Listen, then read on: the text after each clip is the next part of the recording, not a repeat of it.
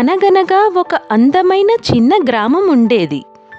ఆ గ్రామానికి దగ్గరలోనే విశాలమైన సముద్రం ఉండేది. ఆ గ్రామం సముద్రం పక్కనే ఉండడం వలన చూడడానికి చాలా అందంగా కనిపించేది. ఆ గ్రామంలో రాము అనే జాలరి ఉండేవాడు. రాము ఆ సముద్రంలో రోజూ చేపలు పట్టుకోవడానికి వెళ్ళేవాడు. రాము చాలా పేదవాడు. అతను పట్టుకున్న చేపలను అమ్మి తన జీవనం సాగించేవాడు. రోజూ తన జీవితం ఒకేలా సాగుతూ ఉండేది. అయితే ఒకరోజు తన జీవితంలో ఎప్పుడూ చూడని ఒక అద్భుతం జరుగుతుంది.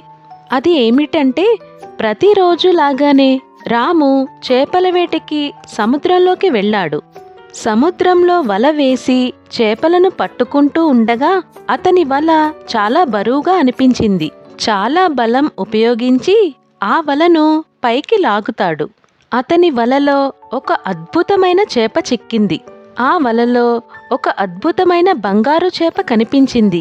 అలాంటి చేపను రాము తన జీవితంలో ఎప్పుడూ చూడలేదు. ఆ చేప మెరిసిపోతున్న బంగారపు రంగులో ఉంది. రాము ఆ చేపను చూసి ఆశ్చర్యపోయాడు. ఆ బంగారపు చేప చూడడానికి చాలా పెద్దగాను అందంగానూ ఉంది. ఆ జాలరి ఆ చేపను అమ్మితే తన జీవితం మారిపోతుంది అని అనుకుని ఆ బంగారపు చేపని జాగ్రత్తగా తన ఇంటికి తీసుకువెళ్తాడు. ఆ చేపను ఒక పెద్ద నీటి తొట్టెలో వేస్తాడు. రాత్రి అంతా ఆ జాలరి ఆ చేపను ఎలా అమ్మాలి, ఎంతకు అమ్మాలి, ఎక్కడ అమ్మాలి అని ఆలోచిస్తూ ఉంటాడు.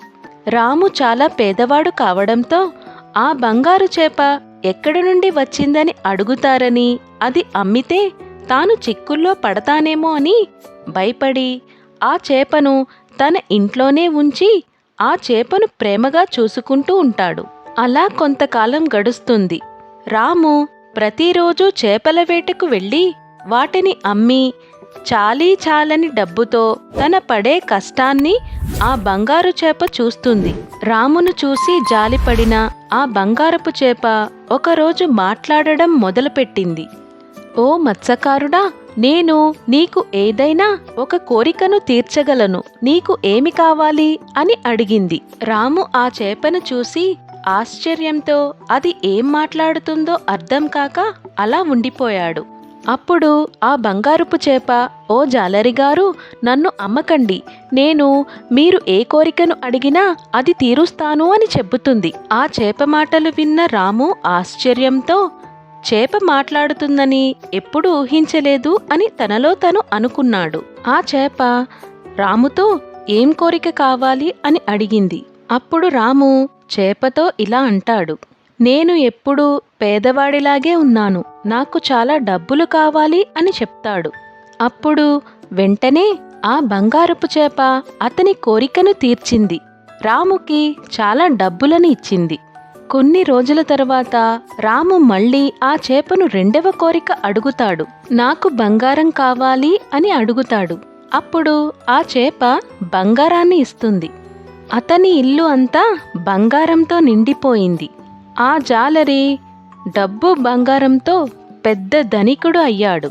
అతను తన జీవితంలో ఎప్పుడూ అనుభవించని సుఖాలను అనుభవించాడు.